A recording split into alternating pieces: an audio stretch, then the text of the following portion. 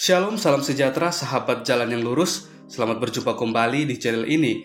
Saya berharap dan selalu berdoa semoga sahabat semua tetap dalam keadaan baik, dalam keadaan sehat, dan pastinya tetap di dalam perlindungan Tuhan. Saya juga mengucapkan banyak terima kasih kepada semua sahabat yang selalu setia untuk meluangkan waktu menonton video-video di channel ini dan juga terus mendukung perkembangan channel ini dengan mengklik tombol subscribe, like, komen, dan juga share kepada teman-teman yang lain supaya teman-teman yang lain juga boleh mendapatkan informasi seputar iman kekristenan. Kiranya Tuhan Yesus memberkati kita semua.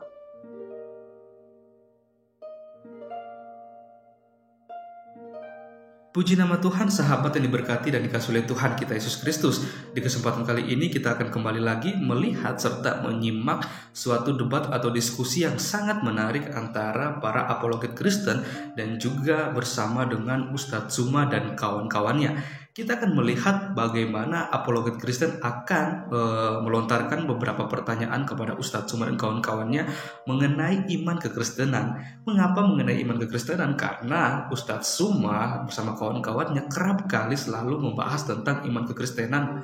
Kalau kita melihat, malahan mereka lebih banyak membahas tentang Alkitab, tentang Yesus Kristus, daripada mereka membahas tentang iman dan keyakinan mereka, bahkan juga Alkitab atau kitab suci mereka seperti itu.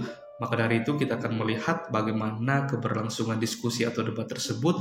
Kita berharap supaya melalui diskusi ini kita semua boleh dicerdaskan, kita mendapatkan suatu pencerahan, dan kita mau melihat kebenaran yang sesungguhnya dibukakan di dalamnya dengan data-data yang valid yang bisa dibuktikan kebenarannya. Oke sahabat semua, selamat menyaksikan. Tuhan Yesus memberkati.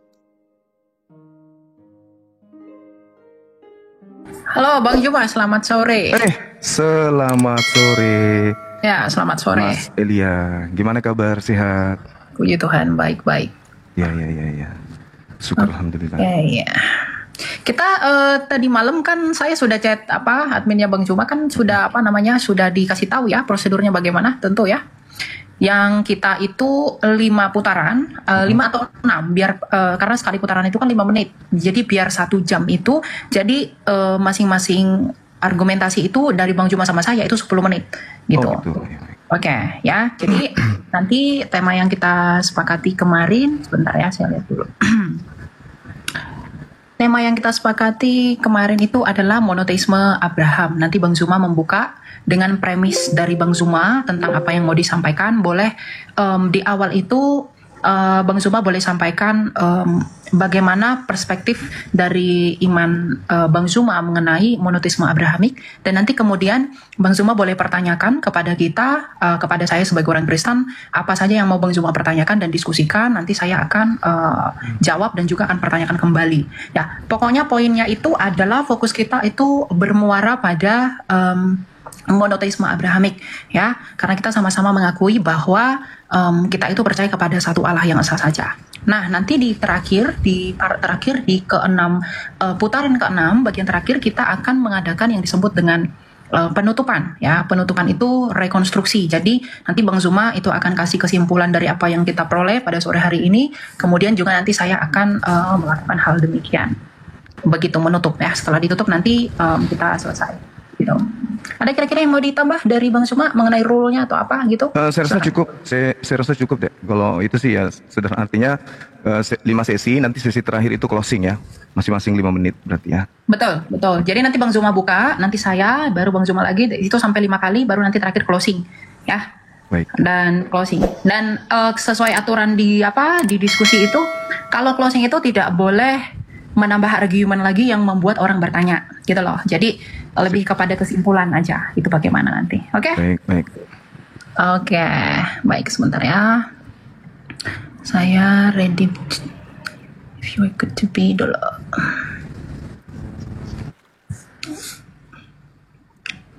Belum dimulai, teman-teman yang tahu nomor HP Excel saya mohon supaya jangan nelpon ya. Jangan sampai nanti mengganggu diskusi kami di sini. Tolong jangan nelpon dulu. Kalau nelpon nanti saya blokir 100 tahun baru saya buka. Jangan iseng, jangan suka nelpon.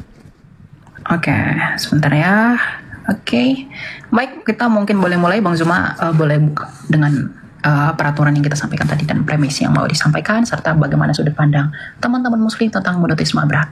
Ya. Silahkan. Oke. Baik, ini tempatnya gimana? Soalnya saya baru. iya. Gimana ceritanya sampai bisa tahu 5 menit gitu? Gimana caranya? Tunggu.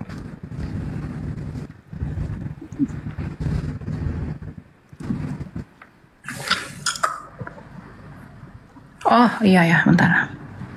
Ya, itu ya, silakan. Oh ya, baik. Bismillahirrahmanirrahim. Assalamualaikum warahmatullahi wabarakatuh. Sahabat-sahabat sekalian, semangat sore. Pada sore hari ini, saya bersama adik kita Elia membahas tentang konsep agama keyakinan terkait dengan monotheism. Dalam hal ini, Abrahamic atau yang kita kenal dengan Nabi Ibrahim.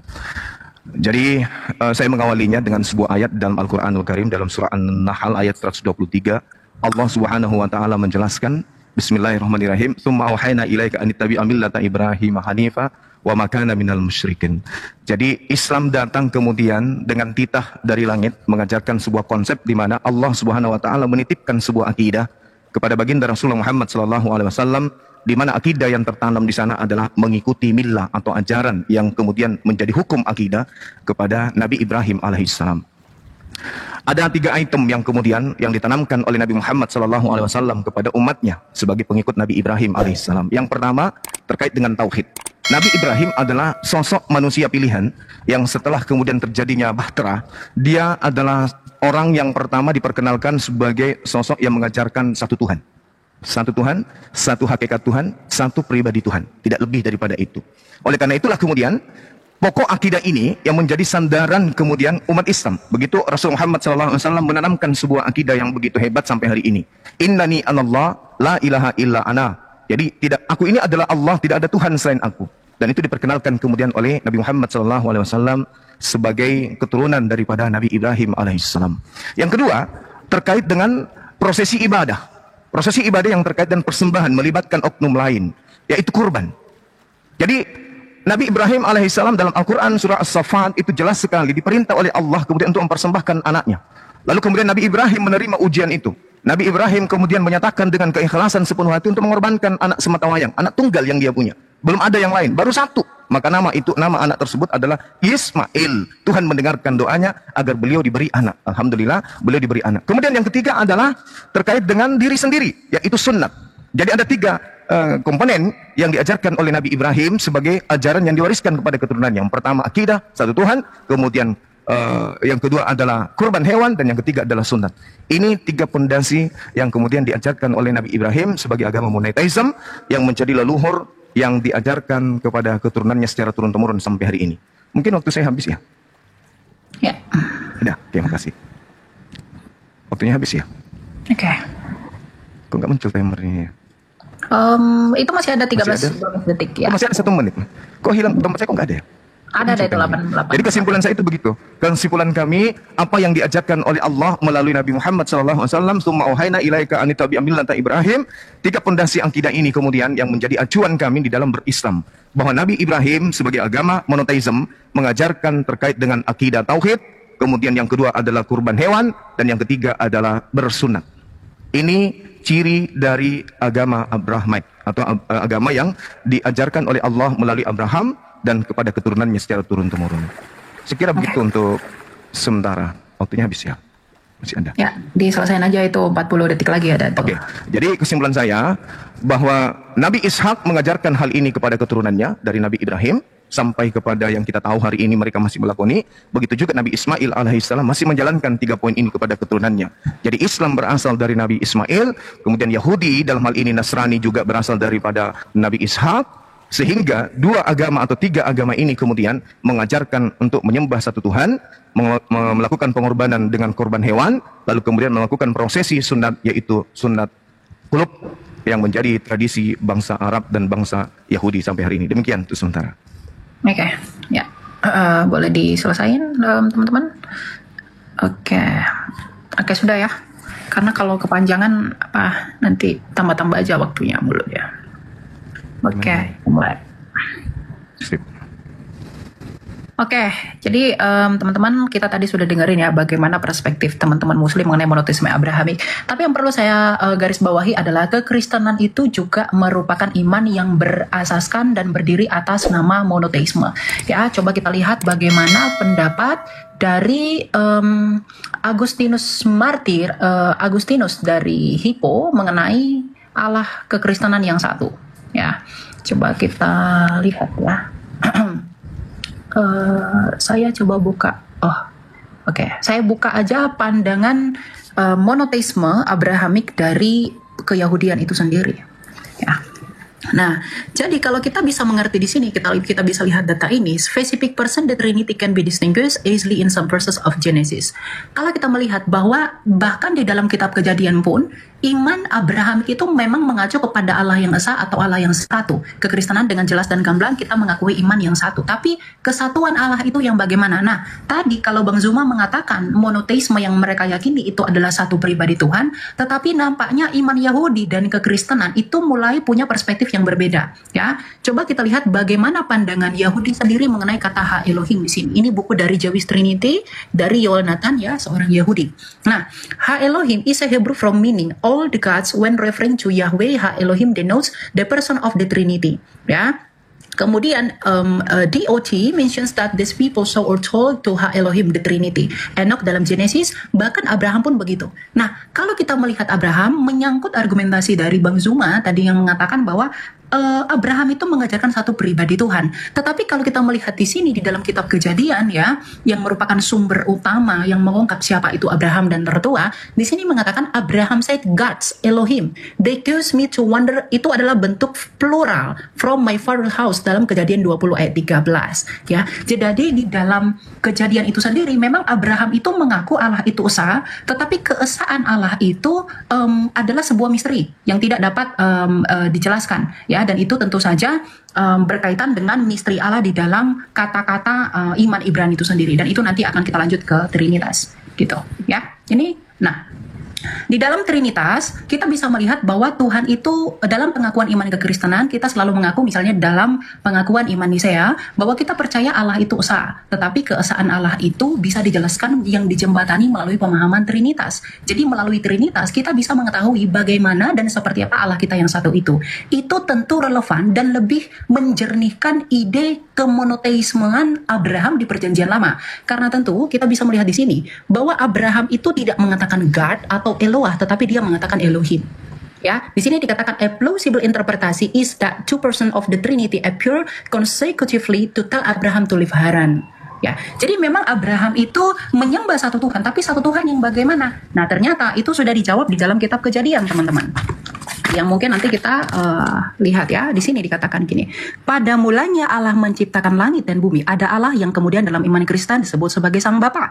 Bumi belum berbentuk dan kosong, gelap gulita meliputi samudra semesta dan roh Allah. Ada roh Allah. Dan kemudian berfirmanlah ada. Jadi ada Allah yang disebut sebagai Sang Bapa, ada rohnya Allah yang kemudian disebut dengan Roh Kudus, dan ada firman Allah sebagai daya cipta Allah. Jadi meskipun Abraham mengajarkan iman monoteisme dan di dalam Perjanjian Lama ide mengenai Trinitas itu sudah ada dan prinsipnya sudah ada, tetapi hanya kekristenan yang secara sempurna mengelaborasi kebagaimanaan Allah itu sesuai dengan sabda Tuhan kita Yesus Kristus dalam Matius 28 ayat 19 yang berkata, baptislah mereka dalam nama Bapa dan Anak dan Roh Kudus.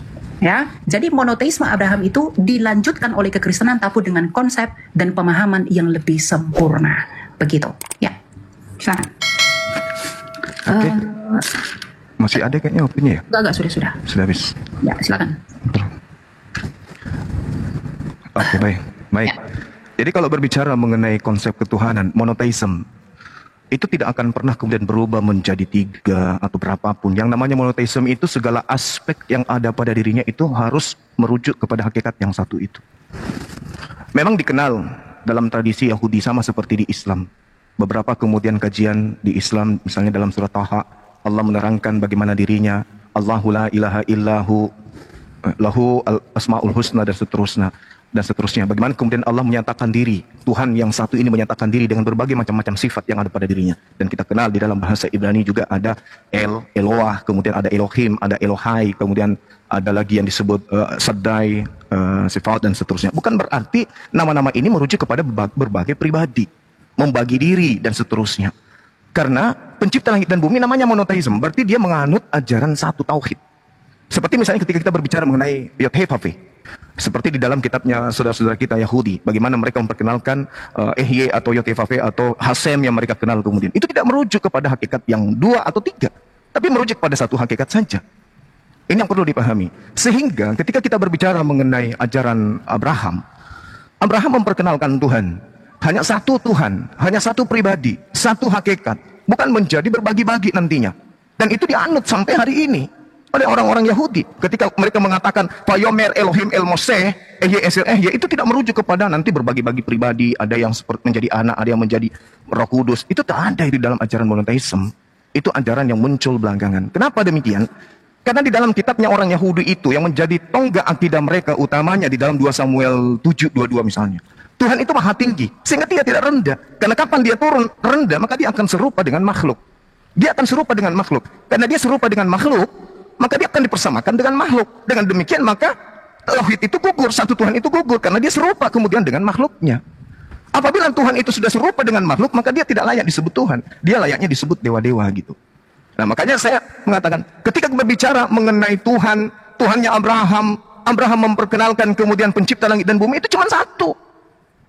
Cuma satu. Orang Yahudi mengenalnya dengan Hasem, dengan konsep Yahweh, dikatakan di kitab mereka bahwasanya perkenalan ini kemudian muncul kepada Abraham, muncul kepada pengikutnya Ehye, bukan merujuk kepada pribadi yang berbagi. Bukan artinya nanti akan terpecah-pecah. Begitu zamannya berubah, maka Tuhan memperkenalkan diri dalam bentuk ini, dalam bentuk itu tidak diajarkan. Dan itu sifatnya masih ada sampai hari ini. Nah kembali, ketika berbicara mengenai Al-Quran, Allah Subhanahu wa Ta'ala begitu banyak dalilnya di dalam Al-Quran yang menerangkan bagaimana kemudian Nabi Ibrahim dan keturunannya itu beriman kepada satu hakikat ini. Qul amanna billah wa ma unsila ilaina wa ma unsila ala Ibrahim wa Ismail wa Ishaqa wa Yaqub wal asbat wa ma uti Musa Isa wan nabiyyuna min rabbihim. Semua nabi merujuk kepada satu hakikat ini, yaitu pencipta langit dan bumi, Rabbus samawati wal ard. Jadi kalau ada kemudian agama yang lahir kemudian belakangan membagi Tuhan menjadi 3 pribadi, itu sudah keluar dari konsep ajaran Abraham. Karena Tuhannya Abraham jelas menerangkan dirinya sendiri, tak ada yang lain. Tiada Tuhan selain aku. Akulah yang terdahulu, akulah yang terkemudian. Tidak ada Tuhan yang menyertai aku. Tidak ada sesuatu pun yang bersama dengan aku. Akulah sendiri, aku sendiri. Tak ada yang lain. Nah, kalaupun kemudian ada terpecah, itu sifat. Maha pengampun, maha kuasa, maha suci, maha tinggi. Itu sifat. Tapi merujuk kepada hakikat yang satu. Bukan berbilang menjadi objek baru, menjadi individu baru, menjadi ciptaan baru. Itu tidak ada. Konsep Abraham itu tidak begitu. Tapi kalau ada ini, ada Elia tadi menjabarkan seperti itu, konsep yang ditanamkan kemudian untuk dicocokkan kepada akidah. Akidah siapa? Akidah Kristen. Tapi apakah itu cocok ketika merujuk kepada akidahnya Abraham? Apa polanya kemudian? Di mana kita bisa mengambil pola itu? Seperti yang dijelaskan tadi. Ada nggak di ajaran Abraham tuh polanya kayak begitu? Tak ada. Paling Kejadian 1 nomor 26. Oke, udah. Iya, silakan. Udah Bang Zuma. Oke, sip. Oke. Ya. Oke, jadi kita mulai dulu ya sebentar. Ya. Udah ya? Oke. Nah, kalau kita merujuk kepada argumentasi Bang Zuma, ini saya catat 2 hal ya. Satu, dalam segala aspek Ehye tadi ya. Satu, monoteisme itu artinya satu dalam segala hal. Tapi Bang Zuma, dari tadi data saya yang membawa iman Yahudi sendiri, misalnya saya bawa adalah tentang data ini. Bagaimana Anda menjelaskan iman Abraham iman Abraham yang monoteisme tetapi ia menggunakan kata Elohim?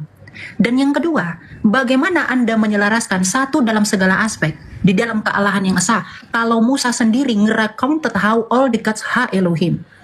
Bagaimana Anda menjelaskan misteri pluralisme Tuhan di dalam keesaannya ini? Kalau tadi Anda mengatakan bahwa dia satu dalam segala aspek. Ingat, Abraham sekalipun dia tidak menggunakan kata God, tetapi menggunakan gods. Itu artinya plural di dalam keesaan itu.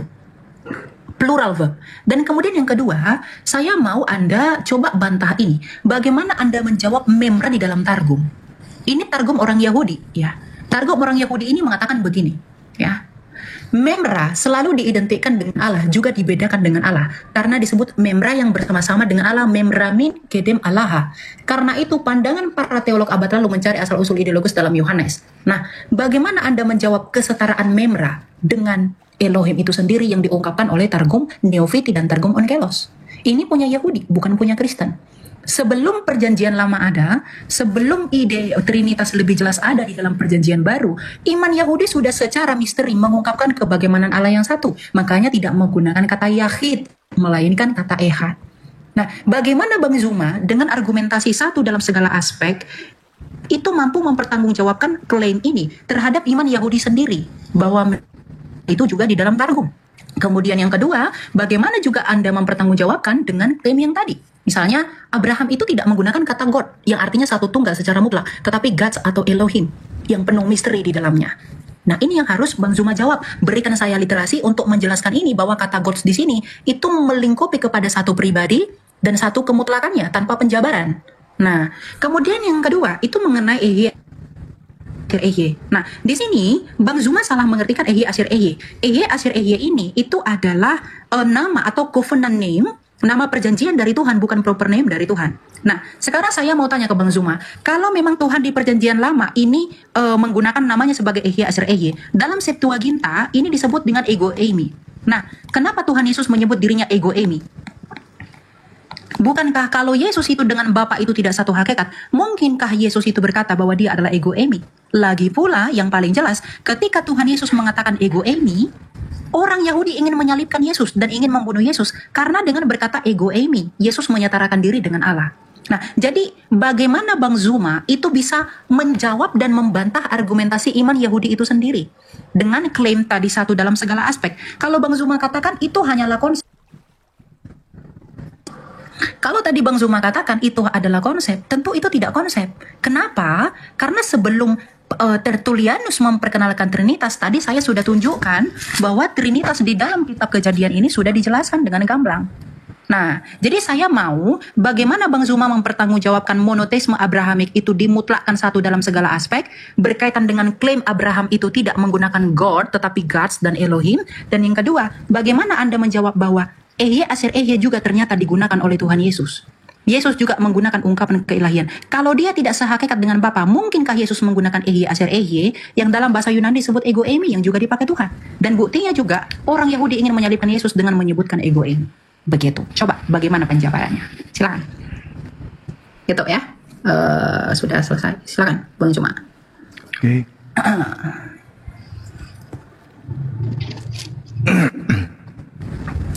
Udah?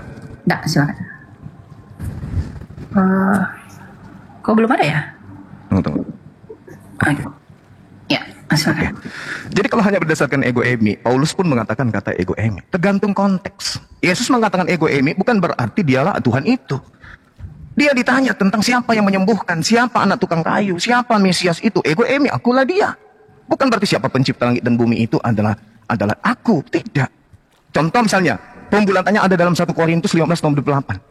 Yang saya katakan tadi, Ehyeh Asir Ehyeh. Yesus sebagai apa di sana? Yesus menaklukkan dirinya supaya apa? Mukjizat-mukjizatnya, kekuatan-kekuatannya, semua aspek yang ada pada dirinya kembali kepada Elohim. Tak ada yang lain. Sama seperti ketika di dalam Al-Quran diterangkan dengan sangat jelas bagaimana Allah Subhanahu wa taala, "Ma arsalna min qablika min rasulin illa nuhi ilahi annahu la ilaha illa ana fa'buduni." Bukan berarti kami merujuk kepada jamak, dalam arti kata Tuhan itu banyak. Bukan berarti ketika Elohim, kata imbuhan him di situ merujuk kepada banyak meninggalkan kata Eloah yang tunggal, bukan. Sehingga tidak ada di dalam narasi agama Yahudi perintahnya kemudian sembahlah kami, selalu merujuk sembahlah dia atau sembahlah aku. Tidak ada dikatakan sembahlah kami, tidak ada. Tapi ketika Tuhan menyatakan keagungannya, selalu menggunakan kata jama itu, Elohim. Nah, yang perlu dipahami kemudian oleh saudara kita ini, oleh adik Elia, di dalam perspektif bahasa Ibrani, dalam bahasa Arab, dalam kaitannya dengan Tuhan, sifat Tuhan atau nama Tuhan itu merujuk kepada apa yang ada pada diri Tuhan. Yahuwahu, dalam bahasa Ibrani, Yodhefafi. Dalam bahasa Ibrani, Elohim. Dalam bahasa kami, bahasa Arab, Allahumma. Bukan berarti merujuk kepada Tuhan yang banyak. Ketika dikatakan kemudian Al-Eli, kemudian kami juga menyatakan Ali, Al-Ali, itu merujuk kepada Allah. Eloah, merujuk kepada Allah. Kemudian ketika berbicara mengenai Elohai, kami mengatakan Ilahi. Kemudian dikatakan Al-Qadir, orang Yahudi menyebutkan Al-Shaddai. Bukan berarti Tuhan itu rame. Ini sifat yang melekat pada diri Tuhan. Jadi kata kata Elohim itu bukan berarti Tuhan itu jamak, Tuhan itu banyak. Kalau saudara ini membawa orang Yahudi, saya rasa itu hanya perspektif gereja aja. Orang Yahudi hari ini tidak menyembah Tuhan banyak. Shema Israel, Adonai Eloheinu, Adonai Ahad. Kul huwallahu ahad. Di mana Yahudi mengajarkan 3 pribadi Tuhan? Sekte apa lagi itu yang ada di Yahudi mengajarkan 3 Tuhan? Itu hanya pandai-pandaian orang Kristen mengolah data, mengatasnamakan Yahudi, tapi Yahudi tidak mengenal konsep Trinitas, Tritunggal, Trimurti, itu tidak dikenal. Itu pandai-pandaian kalian mengolah data, Tuhan Yahudi itu begini tidak. Kata Elohim di dalam Islam itu setara dengan kata Allahumma, bukan berarti Allah itu banyak. Itu sifat keagungan Tuhan menerangkan tentang dirinya.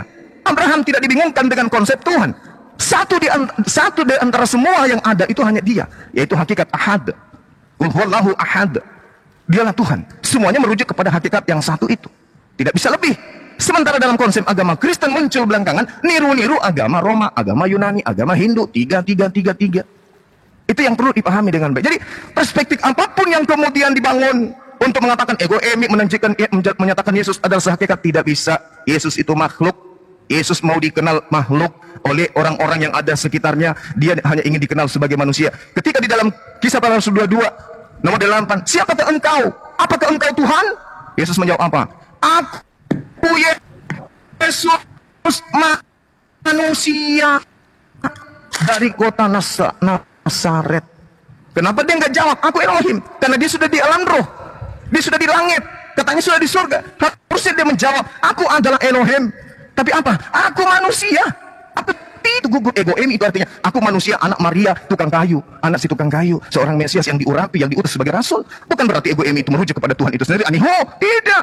Bukan seperti itu. Tapi kita akui Kristen ini agama dari Roma Yunani, memang konsep pengajaran dewa-dewa, banyak dewa nusul menjadi manusia. Saya kira begitu. Terima kasih. Silakan. Oke. Kita coba diakhiri, Bang Juma.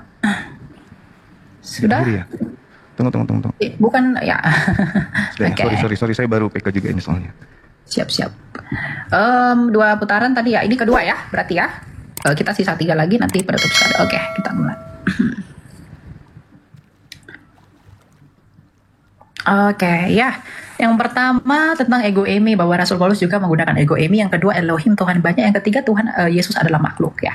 Yang pertama ego emi. Kalau memang Rasul Paulus mengatakan bahwa dia adalah ego emi, lalu adakah orang Yahudi yang ingin membunuh dia karena dia menyatakan dirinya dengan Allah? Lalu kenapa Yesus dengan berkata ego emi dan klaim dari dirinya, lalu Yesus itu ingin dibunuh oleh orang Yahudi karena dengan berkata demikian ia menyamakan dirinya dengan Allah?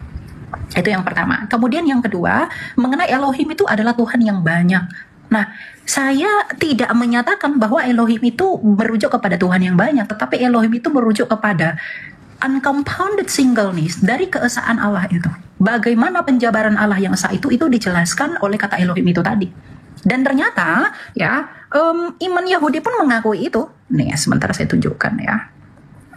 Bahwa Tuhan itu, ini tadi yang saya selalu membawa ini ya, biar Bang Zuma itu coba bantah saya dengan data ya. Ini, coba ini Bang Zuma diperhatikan. The Malak Yahweh di dalam Keluaran 3 ayat 2 ya, Exodus said he was the El Shaddai. El Shaddai ini bukan nama orang sembarangan, karena El ini Elohim who appeared to the Patria dalam Kejadian 17 ayat 1. Nah, lalu kenapa Malak Yahweh ini juga disebut sebagai Yahweh kalau memang Tuhan, kalau Allah itu hanya satu mutlak secara tunggal dalam pribadinya? Bagaimana Bang Zuma menjawab ini? Kemudian yang kedua, yang mau saya concern itu adalah tadi Bang Zuma sama sekali tidak menjawab atau membantah mengenai memra yang di dalam Targum. Bang Zuma kalau katakan ini buatan orang Kristen, mohon maaf, Anda boleh cek Targum Neofiti dan juga Targum Onkelos. Kenapa memra dan juga Elohim itu setara dalam hal ini? Kalau memang memra dan Elohim itu tidak setara, lalu kenapa di dalam Targum itu dikatakan setara? Dapat dibedakan tetapi satu dalam hakikat dan itu setara. Ya, memra ini adalah bahasa Aram dari firman, dan ternyata iman Yahudi ini digenapi di dalam iman kekristenan dengan sempurna. Pada mulanya adalah firman, firman itu bersama-sama dengan Allah dan firman itu adalah Allah. Firman itu hakikatnya adalah Allah. Maka iman kekristenan ini yang muncul belakangan dari iman Yahudi itu menggenapi tulisan-tulisan yang ada di dalam misteri iman Yahudi. Artinya iman kekristenan itu menjadi solusi atas misteri kebagaimanaan Allah yang masih terbayang-bayang di dalam perjanjian lama.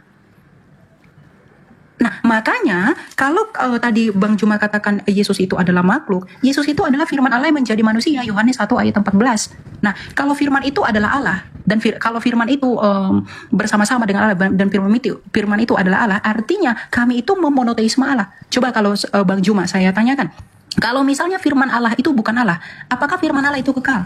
Kalau firman Allah itu kekal, berarti kalau firman Allah itu bukan Allah, berarti ada berapa yang kekal? Ada 2 yang kekal. Berarti sebenarnya bukan monoteisme. Kalau firman Allah bukan Allah, tapi iman kekristenan dengan sempurna, firman Allah adalah Allah. Artinya kami memonoteismekan Allah.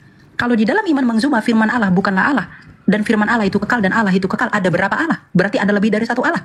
Ya, jadi coba bagaimana Anda menjawab pertanyaan saya tadi, dan juga bagaimana konteks ketika Kristus itu mengaku dirinya sebagai ego emi, lalu orang membunuh dia.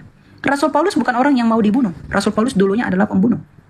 Ya, makanya iman kami Trinitas itu sama sekali tidak berbicara tentang jumlah-jumlah Tuhan. Itu dibuktikan dari apa? Ini, ya, tulisan dari Yohanes dari Damaskus di abad ke-7 yang menentang Saracen. Ya, ini dikatakan the Trinitarian belief of John of Damascus. Yohanes dari Damaskus, faith is the true part of his like work of his founder Naulesus, which has written around 743 after day. Ya, nah jadi bagaimana Bang Zuma bisa menjawab ini? Jadi klaim yang tadi Bang Juma sampaikan ternyata itu berbenturan sendiri dengan literasi keyahudian itu sendiri. Coba saya mau data yang menentang memra dalam Targum ini. Dan tentang prinsip linguistik ini tadi yang saya bawa, iman Abraham ini. Ya. Coba ini dijelaskan bagaimana menilainya gitu. Ya, silakan. Udah. Ya. Sudah ya? Oke, sebentar. Oke, terima aja. Iya, baik. Jadi kalau dalam hal yang saudara saya katakan itu, dalam Targum itu, sederhana bagi kami umat Islam. Innama amruhu ita arada syai'an ayyakula lahu kun fayakun. Mazmur 33 nomor 9. Itu datanya. Saya nggak perlu nunjukkan. Yesaya 55 nomor 11. Itu terjawab semua. Tuhan ketika ingin mengadakan pribadi baru di luar dirinya, cukup berfirman. Memberi perintah semuanya jadi. Memberi titah semuanya ada. Mazmur 33 nomor 9. Begitu juga dalam Al-Quran. Innama amroh, ketika Allah punya urusan ingin mengadakan sesuatu, cukup mengatakan jadi. Yesaya 55 nomor 11. Segala yang keluar dari Tuhan tidak akan kembali dengan sia-sia sebelum yang keluar dari mulutnya itu terjadi. Tuhan menginginkan Maria hamil. Tuhan cuma berfirman. Gabriel datang ke wanita itu, aku mau dia hamil, melahirkan anak. Jadi, pada mulanya adalah firman. Pada mulanya adalah keinginan. Keinginan ide Tuhan bersama-sama dengan Tuhan. Itu sifat. Tapi Yesus ini bukan firman. Yesus ini daging. Firman itu menjadi daging, jedar. Jadi daging dia. Siapa bilang bahwa Yesus itu firman? Tidak. Yesus sebelum jadi daging pada mulanya adalah firman. Alam semesta ini sebelum jadi bumi pada mulanya adalah firman. Tuhan menciptakan segala sesuatunya dari firman. Jadi tidak ada kemudian asas yang bisa kita anulir dalam logika sehat. Yesus itu firman. Matius 4 nomor 4. Manusia hidup bukan dari daging saja, dari roti saja, tapi dari setiap firman yang keluar dari mulut Tuhan. Firman keluar dari mulut Tuhan. Gabriel sampaikan ke Maria, aku ingin dia hamil. Yesus adalah firman yang keluar dari mulut Tuhan. Makanya Yohanes 1 nomor 14, firman itu telah menjadi daging. Jadi Yesus. Itu yang pertama. Kemudian yang kedua, ketika saudara adik ini mengatakan, mana dalilnya Yesus Paulus ingin dibunuh? Banyak bergejibun dalam kitab saudara. Kisah Para Rasul 23 nomor 12. Orang-orang Yahudi bersumpah. Mereka tidak mau makan, mereka tidak mau minum sebelum membunuh Paulus.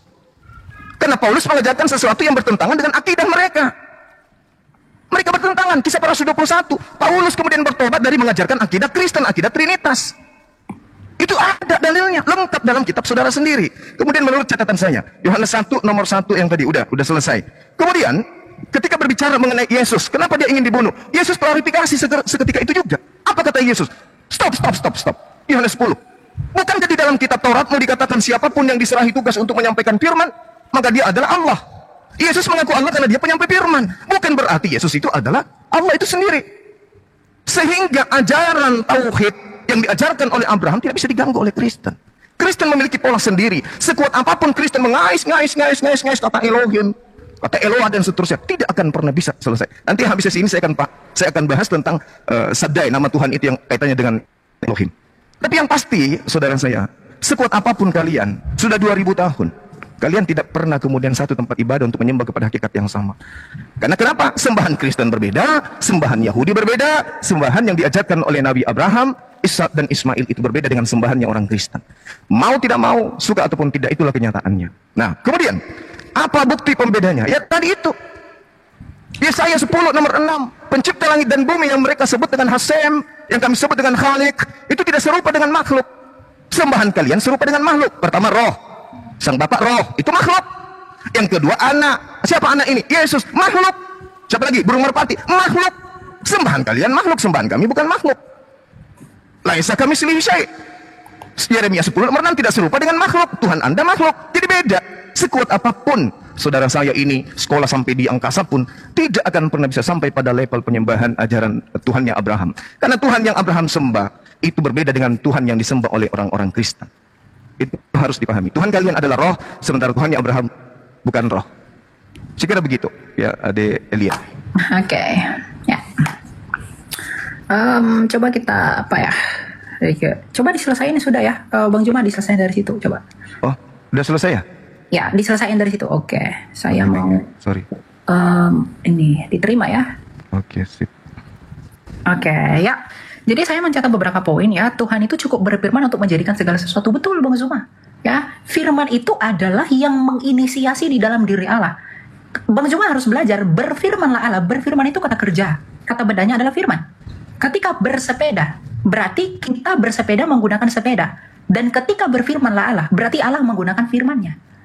Nah, dan firman ini kata benda, itu adalah nomina. Nah, jadi kalau Bang Zuma katakan dia cukup berfirman menjadikan segala sesuatu, betul. Makanya di dalam Yohanes 1 ayat 3, tidak ada segala sesuatu yang diciptakan tanpa firman. Dan Yesus itulah sang firman.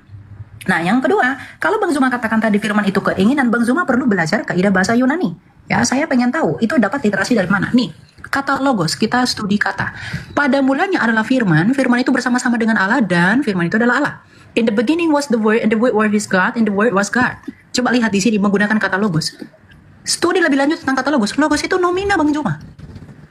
Ini nomina. Kata benda, artinya kalau Bang Zuma mengatakan firman itu adalah keinginan, itu salah. Logos itu adalah nomina. Bang Zuma belajar dari mana logos itu adalah keinginan. Bedakan kehendak, bedakan logika atau logos. Logos dalam bahasa Yunani, logic dalam bahasa Inggris, logika atau ilmu dalam bahasa Indonesia. Ya, jadi kalau Bang Zuma mengatakan firman itu keinginan, waduh, itu sangat ditentang oleh iman Yahudi dan Kristen. Karena menurut studi kata sekalipun, firman itu adalah nomina. Ya, coba bantah saya, data saya yang menunjukkan bahwa firman itu adalah keinginan. Coba nanti ditunjukkan kepada saya itu dari mana. Kemudian firman itu menjadi daging. Berarti dia bukan lagi firman, dia menjadi daging. Loh, ketika Bang Zuma percaya firman Allah menjadi kitab yang Bang Zuma sebut dengan Al-Quran, apakah Al-Quran itu tidak lagi adalah firmannya Tuhan? Apakah firman Tuhan di dalam kitab itu menjadi hilang karena dia menjadi buku? Kalau di dalam iman Bang Zuma firman menjadi kitab, di dalam iman kami firman menjadi manusia. Apa bedanya? Coba nanti Anda sebutkan perbedaannya pada hal apa. Gitu ya. Jadi untuk menutup kebingungan, kalau Bang Zuma bilang firman menjadi manusia, itu bingung sekali firman itu. Lalu bagaimana dengan imanmu firman menjadi buku? Itu juga perlu dijawab. Ada dua tugas Bang Zuma di sini. Yang keempat, Yesus penyampai firman. Loh, kalau Yesus penyampai firman, coba lihat dalam Yohanes 8 ayat 20 ayat 24. Ya, apa kata Yesus di sini? Kamu berasal dari bawah, aku dari atas. Kamu dari dunia ini, aku bukan dari dunia ini. Jadi Yesus adalah penyampai firman yang bukan dari dunia ini. Ini ucapan Yesus sendiri. Bagaimana Bang Zuma membantah ucapan Kristus sendiri yang mengatakan bahwa dia datang dari atas? Adakah nabi-nabi yang pernah mengklaim bahwa dia datang dari atas, Bang Zuma? Apakah Elia, Musa, Henok, atau nabi yang manapun mengaku datang dari atas? Coba ini dipertimbangkan ya. Jadi tugas Bang Zuma itu adalah bagaimana firman itu keinginan menurut studi kata Yunani ini. Coba dijelaskan, saya pengen tahu. Yang kedua, firman itu menjadi daging. Kalau firman menjadi daging, dia kehilangan firman. Lalu bagaimana dengan firman menjadi buku? Apakah dia kehilangan firman di dalam kitab itu? Yang ketiga, Yesus menyampai firman. Yang keempat, roh itu adalah makhluk. Kalau roh itu adalah makhluk, Yesus berkata Allah itu roh. Apakah Allah itu makhluk menurut Yesus? Apakah Anda menganggap Yesus itu sesat? Kalau Anda menganggap Yesus itu sesat, lalu kenapa Anda menggunakan perkataan Yesus untuk menentang argumentasi saya? Yesus sendiri yang mengatakan Allah itu roh. Dan kalau Anda tidak percaya, berarti Anda mengatakan Allah itu adalah makhluk. Dan Anda di satu sisi menggunakan ucapan Yesus untuk membantah saya, tapi Anda sendiri juga membantah ucapan Yesus. Bagaimana Anda menjelaskan ketimpangan pemahaman Anda tentang klaim Anda ini? Ya? Coba dijelaskan, dari mana firman itu keinginan menurut studi kata tadi? Lalu firman menjadi daging. Bagaimana dengan iman Anda? Firman menjadi buku. Apakah dia kehilangan firman? Yang ketiga, Yesus penyampai firman. Penyampai firman yang datang dari atas dan bukan dari dunia. Dan Allah itu, roh itu adalah makhluk. Berarti Yesus berbohong. Tapi kenapa Anda menggunakan ucapan Yesus untuk membantah saya? Begitu. Ya, silakan. Oke, baik. Ya, makin lucu ini.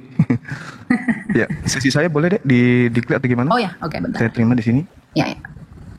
Ya, silakan. Ya, jadi yang pertama, Yesus mengklaim dia dari surga. 1 Korintus 15:48. Makhluk-makhluk surgawi sama seperti Yesus yang berasal dari surga. Gugur. Jama. Makhluk dikatakan di sana dalam bahasa Yunaninya koikos. Choikos. Makhluk-makhluk. Berasal dari surga sama seperti Yesus yang berasal dari gugur dia di situ. Kemudian catatan saya ada beberapa hal. Firman jadi buku. Siapa bilang firman jadi buku? Tak ada. Tak ada konsep di Islam firman jadi buku, tak ada. Yang ada, kalam dibukukan. Kalam disatukan dalam sebuah buku. Dan kalam itu bukan buku. Buku itu ciptaan, kertas dan tinta. Nih. Ini ciptaan. Firman menjadi daging. Siapa bilang firman jadi daging? Maksudnya firman Allah kepada Maria agar Maria melahirkan seorang anak. Firman itu mewujud sesuai dengan kehendak Elohim. Dia jadi daging. Jadi firman bukan daging. Apa buktinya? Yesus masih menerima firman. Segala firman yang engkau berikan kepadaku telah aku sampaikan kepada mereka. Yohanes 17:8, Yohanes 12:49, lebih sadis lagi. Aku tidak berkata-kata dari diriku sendiri. Loh, katanya kamu firman. Yang dikatakan firman, kun, jadi, maka jadi. Mazmur 33 nomor 9, memberi perintah, maka semuanya ada. Yesus, aku tidak dapat berbuat apa-apa dari diriku sendiri. Gugur lagi. Gugur. Jadi konsep firman yang Anda imani selama ini keliru besar. Firman jadi daging, salah. Tidak ada firman jadi daging, tidak ada perkataan. Nah kemudian, ketika saudara berbicara mengenai logos, seakan-akan mau ngajarin Bang Zuma, Anda juga harus membedakan antara etos, patos, dan logos. Logos itu dalam bahasa Ibrani dafar. Dafar itu adalah kegiatan Tuhan di dalam menciptakan, mengadakan sesuatu yang tidak ada menjadi ada. Maka dia dafar, berlogos, berkata. Berkata dengan kata memang beda. Berkata, pekerjaan kata itu adalah apa yang keluar dari yang dikeluarkan dari pekerjaan berkata tadi. Contoh nih, saya berkata, jadilah sumur. Sumur itu bukan saya, tapi sumur itu pada mulanya adalah perkataan dari saya. Bukan berarti sumur itu adalah saya. Jadilah Yesus, jadilah firman. Itu enggak ada seperti itu. Makanya kalau saudara saya ini mengambil Yohanes 1 nomor 3, tidak ada sesuatu yang ada selain daripada dia. Selain daripada yang sumber, termasuk Yesus. Contoh, Yohanes 1 nomor 3, ketika Anda mengurai, teruskan ke bawah, di data nomor 14 ya. Firman itu telah menjadi daging. Maksudnya, ide Tuhan itu benar-benar tercipta menjadi makhluk Yesus. Jangan Anda kaitkan lagi ke Elohim. Elohim itu jamak, sehingga, oh dia adalah Tuhan itu sendiri, turun. Enggak sampai segitu. Ajaran Ibrahim tidak seperti itu. Agama Nabi Ishak dan juga Nabi Ismail tidak seperti itu. Makanya kesalahan fatalnya itu di situ. Konsep firman yang Anda anut itu kelirunya di sana. Firman itu adalah kata. Berfirman itu adalah berkata. Ketika Tuhan hendak mencipta, mengadakan sesuatu di luar dari dirinya, maka Tuhan cuma berkata, cuma berfirman. Makanya Yesus mengatakan Yohanes 8:42, endingnya di situ. Tapi yang harus kita pakai akal, bukan iman. Yesus mengatakan apa? Aku datang di atas muka bumi ini menjadi daging, bukan atas kehendakku. Halo. Berarti dia bukan sang firman. Berarti dia bukan dafar, tetapi dia adalah buah yang dihasilkan kemudian dari pikiran, ide, gagasan Tuhan. Tuhan menginginkan menciptakan sebuah mujizat di tengah-tengah Bani Israel. Nabi Musa diutus. Kisah para Rasul 13 nomor 23. Tuhan menginginkan kemudian juru selamat di tengah-tengah Bani Israel. Yesus diutus. Jadi Yesus ini pada mulanya adalah firman. Betul. Yesus pada mulanya adalah firman. Yesus pada mulanya adalah ide. Ide itu bersama-sama dengan Tuhan. Dan ide itu keluar dengan cara Tuhan berfirman. Apa buktinya? Gabriel pada bulan ke-6 datang menyampaikan firman itu kepada Maria. Tuhan yang maha tinggi menginginkan kau hamil. Hamil dia. Jadi Yesus pada mulanya adalah firman. Firman itu bersama-sama dengan Tuhan. Dan firman itu telah menjadi daging. SARS. Sudah menjadi makhluk hidup bernama Yesus. Makanya Yesus bukan Tuhan, bukan Elohim. Tetapi manusia 100%. Demikian, silakan. Oke. Saya ini coba akhir dulu, Bang Juma. Oh, sorry. Iya. Okay. Sudah? Ya sudah, sebentar ya. Ya.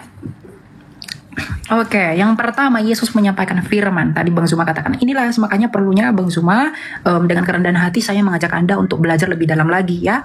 Tadi kita berkata Yesus adalah Logos. Nah, coba kita analisa kata Yohanes 17 ayat 8. Di sini Bang Zuma mungkin tidak tahu dan belum belajar masalah firman ya.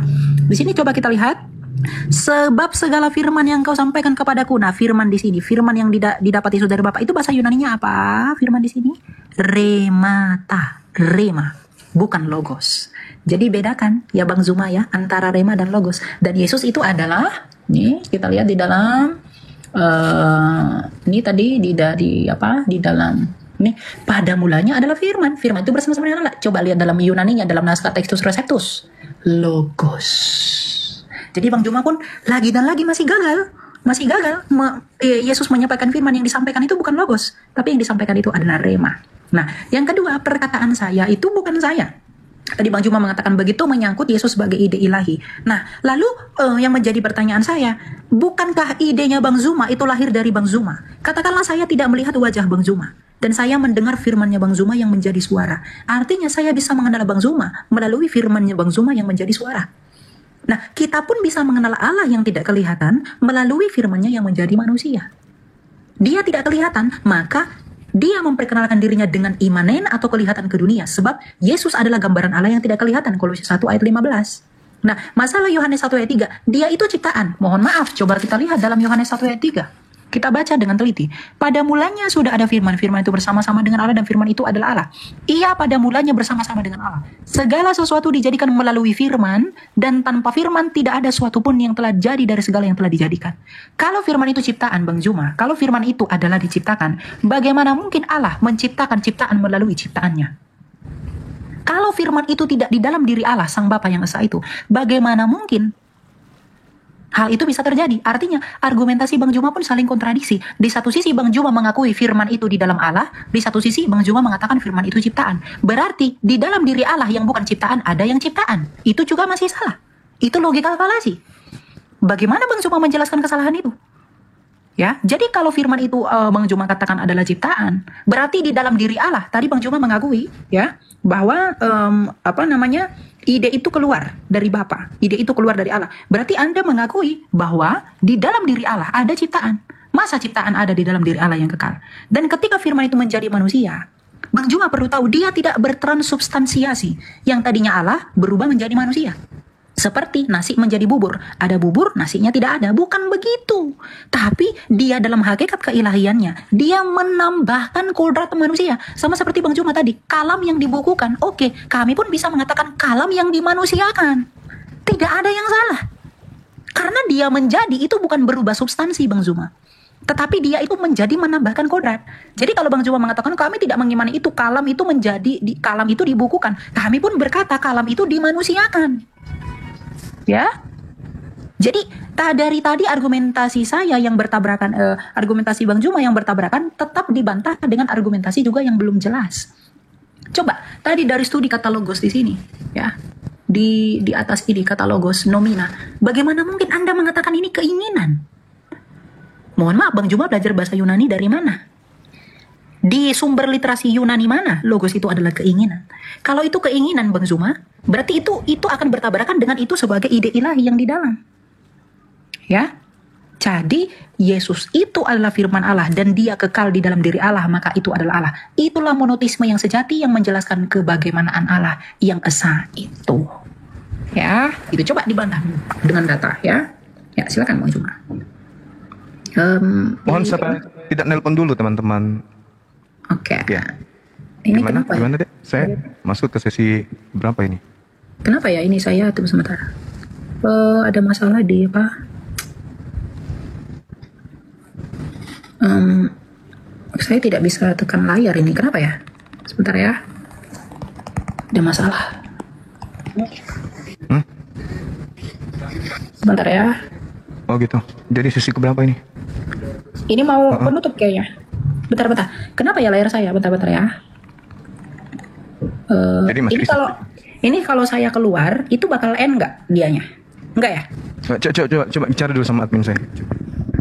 Kalau dia end, soalnya layar saya tuh Kenapa ini mungkin verifikasi? Iya, kita nunggu yang 1 menit 53 detik ini, Kak. Nanti baru dilanjutkan lagi untuk...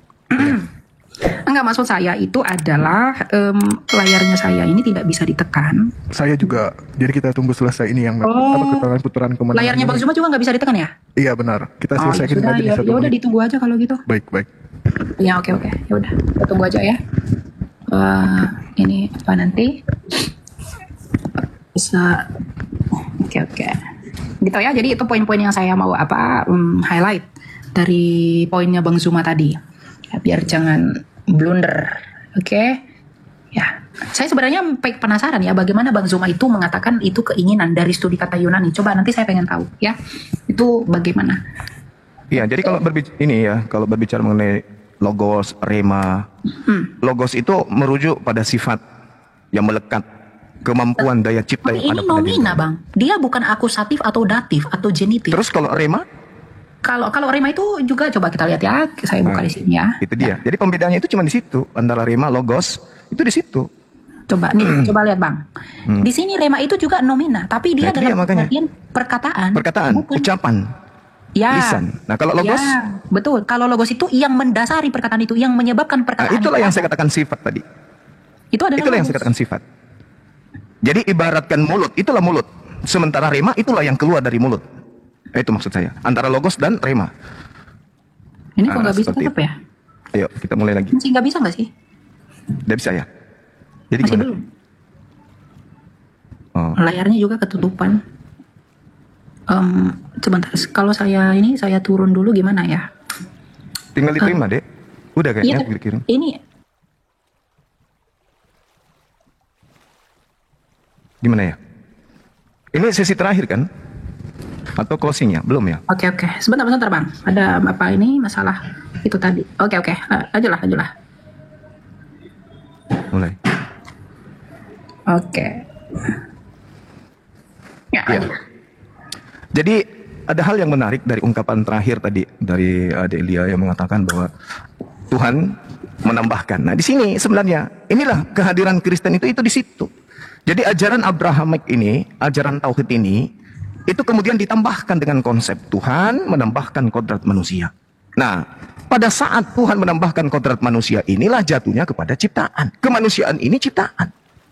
Makanya dikatakan firman, logos, sifat yang ada pada diri Tuhan, ide, gagasan, keinginan Tuhan yang ada pada diri Tuhan, daya cipta, daya penciptaan yang ada pada diri Tuhan itu, Tuhan aktualisasikan dalam bentuk perkataan. Maka dia berkata, keluar dari sifatnya, logosnya yang melekat pada diri Tuhan itu, kemudian dia mengatakan, aku hendak menciptakan makhluk bernama Yesus dari seorang wanita perawan bernama Maria. Itu logos, sifat yang melekat pada diri Tuhan. Sifat ini kemudian terrealisasi dengan rema, dengan dia berfirman. Maka malaikat Gabriel menyampaikan kepada Maria, terrealisasilah apa yang ada.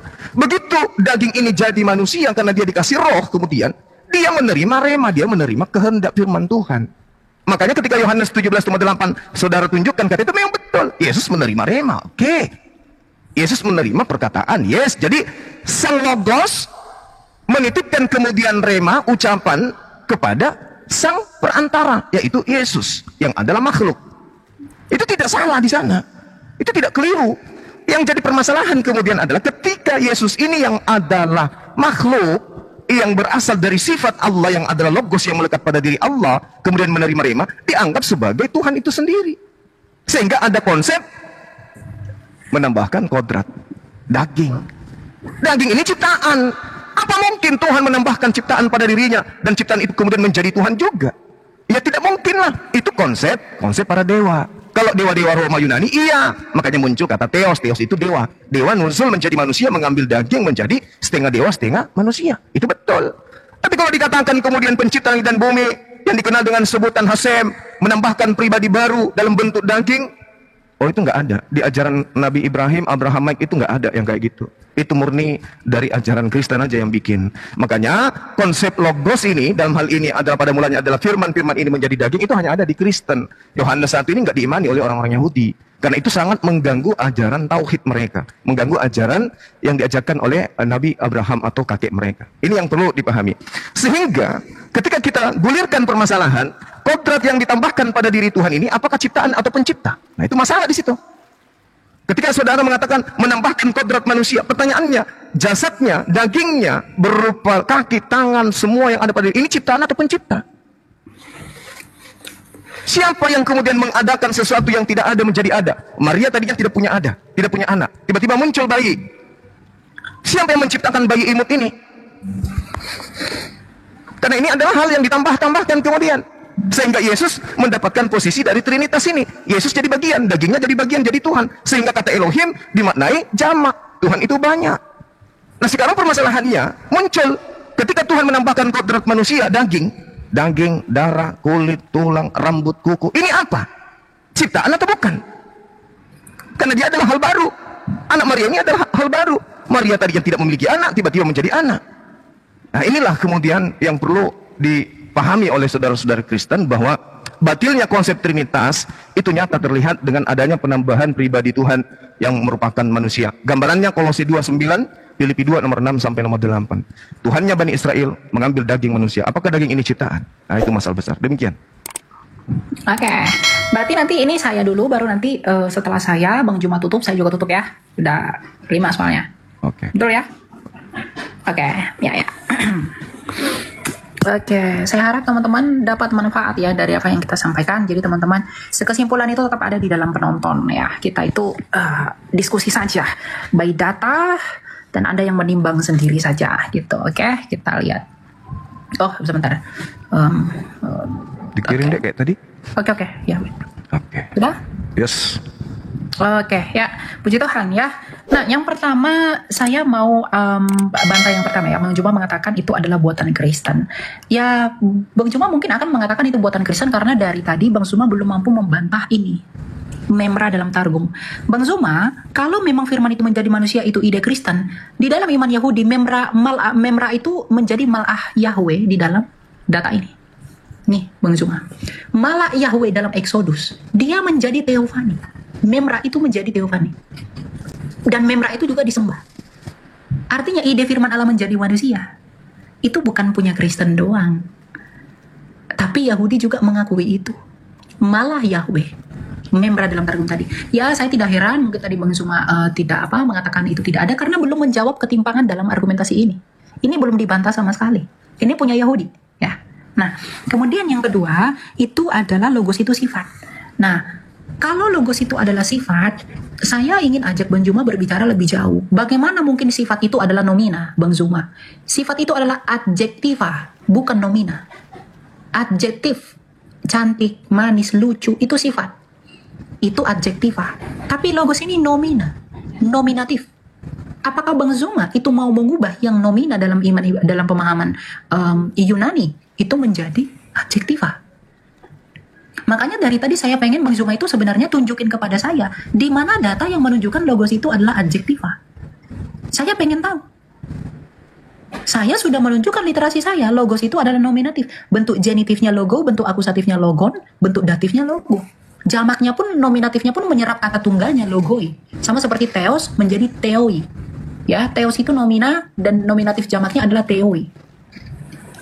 Nah, lalu kenapa begitu? Bagaimana Bang Juma menjawab ini? Bagaimana Bang Juma mungkin dengan mudah membolak-balikkan istilah, tapi tidak ada literasi yang disampaikan? Ya. Nah, yang ketiga, Yesus itu adalah makhluk. Oke, Yesus itu adalah makhluk karena dia menjadi manusia. Dia bukan transubstansiasi, Bang Zuma. Tadi saya sudah jawab bahwa ketika Bang Zuma percaya kalam itu dibukukan, maka kami pun percaya kalam itu dimanusiakan. Kalau itu berkaitan dengan ide ilahi, firman itu adalah ide ilahi, yang mau saya pertanyakan adalah, apakah ide itu yang di dalam diri Allah itu bukanlah Allah sendiri? Karena ini, logos itu adalah akal budi. Akal budinya Bang Zuma, bukankah Bang Zuma? Lalu akal budinya Allah, bukankah Allah? Pasti Allah. Jadi logika dan nalar yang relevan itu dielaborasi oleh Rasul Yohanes, Santo Yohanes. Pada mulanya sudah ada firman-firman itu bersama-sama dengan Allah. Firman itu adalah Allah. Karena di dalam Allah, bukan di luar Allah. Ya, jadi ini tadi tugasnya itu sebenarnya yang tidak dijawab itu sebenarnya adalah masalah memra ini. Bang Zuma itu mengatakan itu buatan Kristen, firman menjadi manusia. Lalu bagaimana? Memra ini lebih parah loh. Memra itu menjadi Mal'ah Adonai loh. Mal'ah. Ini dalam Jewish Trinity Yuval Nathan. Ini boleh nanti dicari. Menjadi Theophany. Nih. Apa bedanya? Bah, di sini coba lihat. According to the Malachi directions, nothing won't do but works new as Yahweh have to identify the Father in Genesis. Only the post-Sinaitic Yahweh's narrator dan Musa knew that the Son and the Spirit were Yahweh. Jadi Musa pun di dalam bukunya Yuval Nathan ini, Bang Zuma, ya, dalam iman Yahudi, Musa pun mengetahui bahwa putra dan roh itu adalah Yahweh. Bagaimana ini? Ini tidak dibantah dari tadi. Saya nunggu bantahan ini. Dan ini, bagaimana Anda membalikkan domina itu menjadi adjektiva? Begitu ya. Jadi persoalannya kiranya tidak selesai karena itu tidak terjawab ya literasinya. Ya silakan Bang Juma. Udah Bang Juma, lanjut aja. Saya bentar. Saya match ya. Ya silakan. Oke, baik.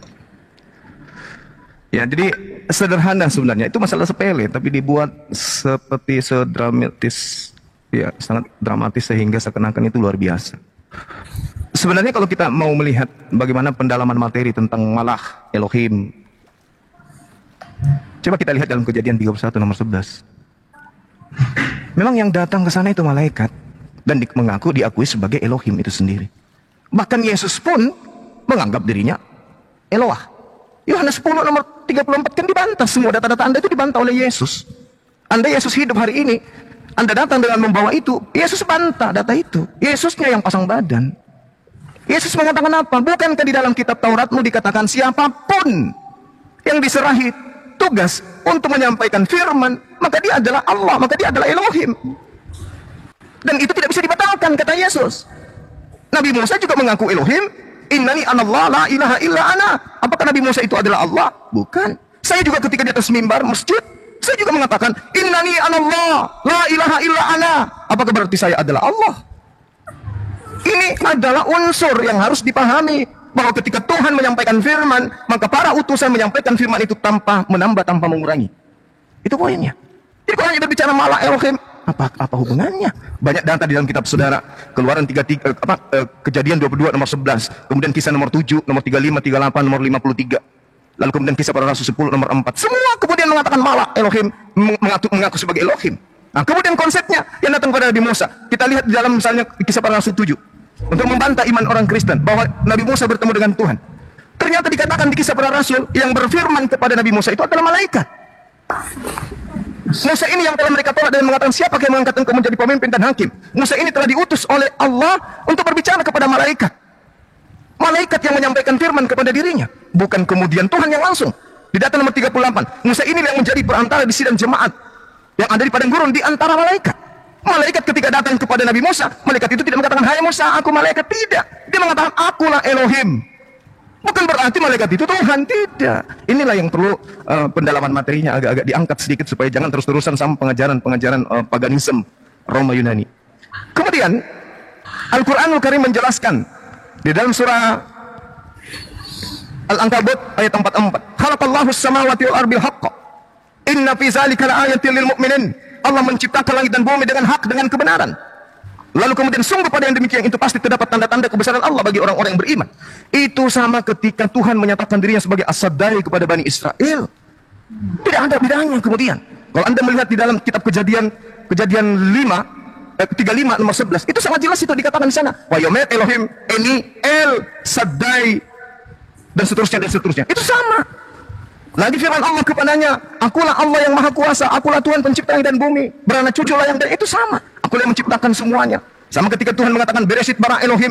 Elohim bukan berarti jamak di sana, tetapi Elohim sedang menyatakan dirinya sebagai pencipta langit dan bumi. Sama seperti ketika di Al-Quran, kami yang mewahyukan, kami juga yang menjaga. Bukan berarti kami itu jamak. Jadi kita orang Indonesia tidak boleh memahami kandungan kata bahasa Ibrani yang digunakan oleh Tuhan berfirman kepada para nabi, dan juga bahasa Arab yang digunakan oleh Allah Tuhan pencipta bumi berfirman kepada Nabi Muhammad. Salah kita. Kita harus kembalikan kepada sumber bahasanya. Sekarang ketika Tuhan mengatakan Elohim kepada Abraham, kepada Nabi Musa, apakah orang Yahudi menyembah Tuhan-Tuhanan? Apakah orang Yahudi punya banyak Tuhan? Tidak. Ketika Tuhan berfirman kepada orang Arab, Nabi Muhammad dengan mengatakan kata nahnu, apakah orang Arab punya banyak Tuhan? Tidak. Nah, inilah yang kemudian ingin saya katakan bahwa pada kesimpulan ini, agama tauhid itu hanya punya satu Tuhan, tidak ada ditambahi kodrat manusia, ditambahi kodrat burung merpati. Itu jelas. Sekira begitu, Adik Eli. Ya, terima kasih. Oke. Oke. Saya apa Ya, ini? saya tutup Apa tugas ya. saya? Iya. Sebentar. Coba dia, Pak ya. Oke. Kirim saya tekan di sini. Ya. Ada? Silakan. Sudah? Oke, sip. Oke, jadi teman-teman, saya mau sedikit intermezzo aja dulu tentang apa yang disampaikan. Bahwa malaikat itu juga disebut Elohim, tapi apakah malaikat itu disebut Logos? Tidak pernah. Ya, jadi argumentasi Bang Zuma tetap terpenggal di sana. Nah, saya mau tutup teman-teman begini. Yang mau saya beritahukan kepada kalian adalah apa tadi yang disampaikan oleh Bang Zuma itu ternyata tidak mengcover apa yang saya minta dan saya maksudkan, karena dengan literasi yang saya bawa tadi yang menunjukkan bahwa logos itu nomina, kemudian Bang Zuma ubah itu menjadi adjektiva, saya berpikir bahwa adanya ketidakselarasan di dalam jawaban yang saya minta itu karena ternyata Bang Zuma menilai segala sesuatu itu tidak sesuai dengan standar ilmu pengetahuan. Misalnya tadi yang nomina diubah menjadi adjektiva, yang tadinya di dalam diri Tuhan sebagai kompetensinya itu diubah menjadi sifat, dan lain sebagainya. Ya, begitu. Jadi ya tidak masalah ya. Itu hanya mungkin Bang Zuma masih sampai di sana. Nah, yang mau saya kesimpulkan itu dalam iman kekristenan teman-teman. Tadi kita sudah melihat bahwa Abraham, Musa, dan lain-lain itu telah melihat bahwa Tuhan itu memang esa. Iman Kristen pun dalam pengakuan iman Nisia Konstantinopel mengatakan, aku percaya kepada satu Allah yang esa, yakni Sang Bapa. Ya, lalu Trinitas ternyata itu menjawab tentang penjabaran misteri Allah kita yang satu itu. Bagaimanakah Allah kita yang satu itu dan seperti apa dia? Kalau di dalam perjanjian lama Abraham itu melihat bayang-bayang Allah yang menjemuk di dalam keesaannya, kemudian Musa menuliskannya dengan adanya Mal'ah Adonai, kemudian dikonfirmasi oleh orang Yahudi sendiri di dalam Targum Yonatan, di dalam Targum Onkelos, di dalam Memra Targum Neofiti, itu menjadi kebingungan di dalam iman keyahudian ternyata sejak dahulu. Ya, sesuai dengan data dan literasi yang saya tunjukkan tadi. Namun, Kristus Raja Tuhan dan Mesias itu telah datang mengungkapkan dirinya dan seperti apa dia. Makanya Tuhan kita Yesus itu bersabda dalam Matius 28 ayat 19, karena itu pergilah, baptislah mereka dalam nama Bapa dan Anak dan Roh Kudus. Artinya, keesaan Allah yang belum clear di perjanjian lama, itu disempurnakan dan dijelaskan dengan baik oleh Tuhan kita Yesus Kristus. Meskipun di satu sisi Tuhan kita Yesus Kristus tetap mengatakan Allah itu esa, karena memang Yesus Kristus adalah firman yang keluar dari Allah, yakni Sang Bapa. Jadi iman yang sejati adalah iman yang dapat saling menubuatkan dan saling mengkonfirmasi serta saling menggenapi. Dan terbukti kekristenan adalah jawabannya, ya, sebagai satu di antara Abrahamik. Nubuatan para nabi itu sempurna digenapi oleh Kristus. Nah, makanya dikatakan dalam Lukas 16 ayat 16, hukum Taurat dan nubuatan kita para nabi itu berakhir sampai tampilnya Yohanes Pembaptis, dan sejak saat itu kerajaan Allah diberitakan. Maka Kristus dalam ide dan juga pondasinya sebagai firman Allah dengan pengajarannya yaitu Trinitas, itu memberikan kita pemahaman bahwa Allah yang satu dan esa di perjanjian lama telah selesai digenapi dan selesai dijabarkan dengan sempurna melalui Trinitas, yang kemudian diteruskan oleh bapak-bapak apostolik dan bapak-bapak gereja melalui gereja Katolik yang kudus, gereja Ortodoks, dan juga gereja-gereja berikutnya. Jadi kekayaan iman kekristenan adalah kekayaan yang tidak bisa dijabarkan secara harafiah, tapi bagaimana Tuhan itu berkarya menjaga orisinalitas dan kemurnian dirinya yang sejati sebagai Allah yang benar melalui firman-Nya yang saling menggenapi. Jadi cross-lining antara nubuatan di perjanjian lama, gambaran Allah ada di Kejadian 1, ada Allah, ada Roh Allah dan firman Allah. Orang Yahudi masih dalam bayang-bayang, kemudian dalam Targum itu masih dijelaskan dengan tidak sempurna. Namun di perjanjian baru Kristus menggenapi itu dengan Bapa dan Anak dan Roh Kudus, sekaligus dia adalah penggenapan dari hukum Taurat itu sendiri. Kolose 2 ayat 16 dan 17. Jadi kesempurnaan Allahnya Abraham, Ishak dan Yakub itu selesai dan ditutup di dalam Kristus menurut penulis surat Ibrani. Jadi keselamatan hanya ada di dalam yang benar, dan keselamatan hanya ada di dalam Kristus yang mengaku sebagai akulah jalan, kebenaran, dan hidup. Tujuan kita untuk hidup bukan untuk mati, jadi percaya dan datanglah kepada Kristus yang memiliki hidup. Begitu. Terima kasih. Ya, gitu ya. Oke. Iya. Oke. Jadi gimana? Dengar-dengar Umi Dini juga menjadwalkan kita ya? Gimana? Siapa? Umi Dini. Saya maksudnya gini, yang kami Cang ya. Minggu iya, katanya, tapi kalau minggu saya nggak bisa soalnya saya ada pelayanan. Mungkin lain kali nanti kita diskusi lagi lah. Ya, soalnya saya juga ada jadwal. Saya juga kaget tadi kami Chan itu buat apa? Buat minggu tanggal 21. Ya, padahal kita nggak ada janjian untuk tanggal persisnya segitu tuh nggak ada. Makanya saya hubungi Bang Zuma biar langsung aja ke orangnya gitu. Nantilah kita itu lagi. Ya. Iya. Jadi nanti misalnya bisa komunikasi dengan beliau deh, nanti jangan sampai dia ini merasa gitu. Chat aja sama beliau. Ada nomor kontak beliau kan? Atau DM Ada sama di beliau? TikTok tapi bukan WA. Oh ya sudah. Nanti Ya. komunikasi aja ya. Ya, siap. Oke. Sehat-sehat Elia. Oke, Ya, sip. thank you Bang Zuma. Tuhan berkati Oke, ya. siap. Ya. Boleh ini coba Bang Zuma turun dari live saya, boleh enggak? Saya yang turun gitu. Oh, sebentar. Saya apa saja ya. Kita N-nya ini gimana sih? Sebentar. Coba gimana ya? Coba Tunggu. selesaiin. Sahabat yang terkasih, kita bersama-sama telah menyaksikan keberlangsungan diskusi atau debat antara para apologet Kristen bersama dengan Ustadz Zuma, dan kita sendiri bisa memberikan penilaian terhadap data-data atau argumentasi yang mereka bawakan di hari ini, apakah semuanya itu sudah sesuai dengan kebenaran atau bisa dibuktikan kebenarannya atau tidak, seperti itu. Dan lagi-lagi ketika ada Ustadz Zuma dan kawan-kawan di dalam ruang diskusi, pasti diskusi tersebut akan menjadi heboh dan juga rusuh, sama seperti kita lagi berbelanja di pasar. Karena apa? Karena jikalau Ustadz Zuma bersama kawan-kawan sudah merasa terpojok, kesulitan menjawab pertanyaan, bahkan setiap data-data yang mereka bawakan bisa dipatahkan kebenarannya, mereka akan membesar-besarkan suara, bahkan terkadang mereka juga menyerang pribadi dan juga melakukan penghujatan seperti itu. Apalagi kalau kita mendengarkan beberapa statement dan juga Ustadz Zuma juga mengklaim dirinya bahwa dia merupakan seorang yang ahli Alkitab.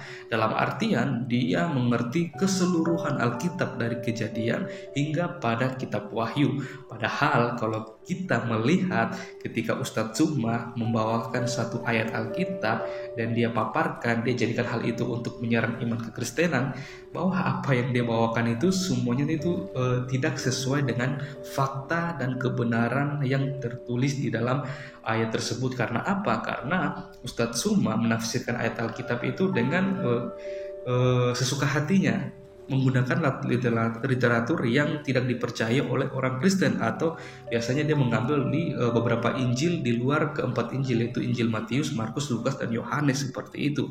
Padahal kita ketahui bersama bahwa di luar keempat Injil ini, Injil yang lain itu merupakan Injil palsu bagi kekristenan, seperti itu, dan kita tidak percaya dan tidak menggunakan Injil itu untuk mentafsirkan ayat-ayat Alkitab seperti itu. Akan tetapi hal inilah yang kerap kali digunakan oleh para polemikus seperti Ustadz Zuma, Yonatan Nandar, Kainama, dan juga para mualaf-mualaf lainnya seperti itu.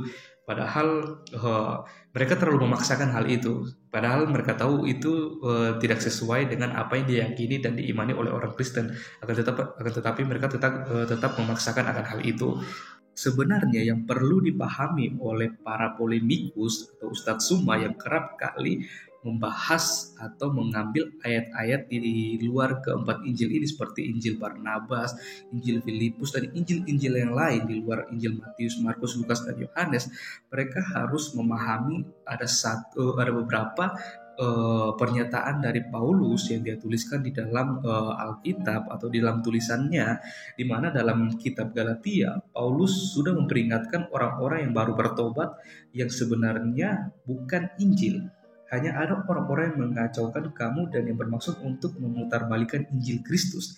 Tetapi sekalipun kami atau seorang malaikat dari surga yang memberitakan kepada kamu suatu Injil yang berbeda dengan Injil yang telah kami beritakan kepadamu, terkutuklah dia. Seperti yang telah kami katakan dahulu, sekarang kukatakan sekali lagi, jikalau ada orang yang memberitakan kepadamu suatu Injil yang berbeda dengan apa yang telah kamu terima, terkutuklah dia.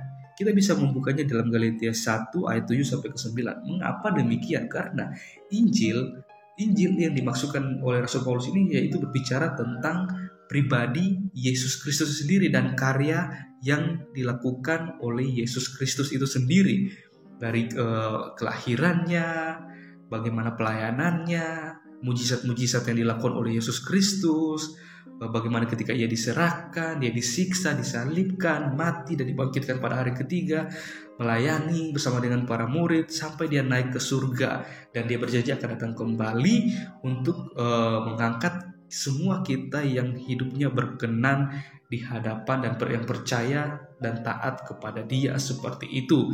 Hal inilah yang seharusnya dipahami oleh para polemikus dan juga Ustadz Suma dan kawan-kawan yang kerap kali menggunakan Injil di luar keempat Injil, yaitu kata-kata yang mengunggah ini seharusnya meyakinkan setiap orang Kristen yang berpikir jernih bahwa sangat mungkin bagi iblis, para malaikatnya, dan agen-agennya untuk menyelewengkan Injil Kristus, sehingga mereka yang mengira bahwa mereka mempercayai kabar baik sebenarnya sedang ditipu oleh iblis. Hal ini harus diperhatikan.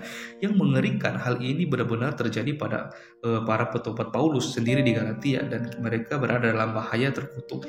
Kita harus berhati-hati agar hal ini tidak terjadi kepada kita, karena kita tahu bersama bahwa Injil palsu saya cukup baik untuk diselamatkan. Sayangnya jutaan orang yang mengaku Kristen telah menerima pengembalikan kabar baik ini. Mengapa demikian? Karena kalau kita melihat banyak orang Kristen yang pada akhirnya menjadi seorang mualaf karena mereka menerima Injil di luar keempat Injil. Injil Matius, Markus, Lukas, dan Yohanes. Mereka mendapatkan pengajaran-pengajaran yang tidak sesuai dengan apa yang diajarkan oleh Yesus Kristus seperti itu, sehingga pada akhirnya mereka bimbang, mereka ragu, sehingga pada akhirnya mereka berpindah keyakinan. Dan hal inilah yang sangat disayangkan, supaya mari kita bersama-sama berdoa supaya kita para apologet Kristen yang supaya kita terus dipakai Tuhan secara luar biasa untuk terus memberitakan kabar baik, kabar sukacita, kebenaran kepada setiap orang yang selalu saja berusaha mengusik-musik iman kekristenan, supaya mereka boleh memiliki pemahaman yang benar dan baik tentang karya keselamatan yang telah disediakan oleh Allah melalui Yesus Kristus. Oke teman-teman, untuk itu saya mau mengajak kita semua untuk mengambil waktu untuk berdoa supaya kita semua para apologet Kristen dimanapun mereka berada, dan juga bagi para pendengar Injil, mereka boleh digerakkan hati dan mereka bisa melihat kebenaran yang sesungguhnya. Mari kita bersatu dalam doa. Kami bersyukur kepadamu ya Tuhan, Allah kami yang hidup, yang kami sembah di dalam nama Tuhan Yesus. Kami bersyukur dan berterima kasih buat kebaikan-Mu, buat rahmat dan kasih karunia-Mu yang begitu besar yang Kau berikan kepada kami, sehingga sampai saat ini kami boleh ada sebagaimana kami ada. Semuanya itu karena kasih karunia Tuhan, semua karena anugerah-Mu yang begitu besar yang Kau terus limpahkan dalam kehidupan kami ya Tuhan. Kami mohon ampun atas setiap kesalahan dan dosa yang kami lakukan tidak berkenan di hadapan-Mu, baik dalam perkataan kami, perbuatan, tingkah laku, hati dan pemikiran kami, supaya kami boleh hidup layak dan berkenan di hadapan-Mu ya Tuhan.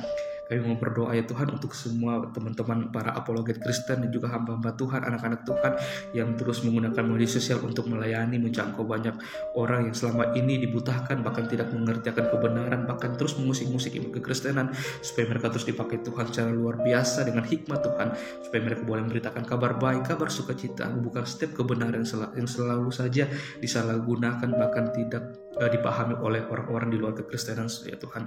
Kami berdoa biarlah anugerah Tuhan, pertolongan Tuhan, hikmat dari Tuhan terus menyertai mereka semua. Dan bahkan mereka yang mendengarkan diskusi atau debat ini, mereka boleh dibukakan, dicerahkan, dan mereka boleh melihat kebenaran dan keselamatan yang sejati yang disediakan oleh Allah melalui Yesus Kristus. Dan ketika kita percaya kepada Yesus Kristus, kita memiliki kehidupan yang kekal, hidup bersama-sama dengan Bapa di surga. Terima kasih Tuhan Yesus, ini doa kami, ini harapan kami, yang kami naikkan hanya di dalam satu nama, yaitu Yesus Kristus Tuhan dan Raja kami. Haleluya, amin. Oke teman-teman, sekian video saya di hari ini. Sampai berjumpa di video saya selanjutnya. Tuhan Yesus memberkati kita semua.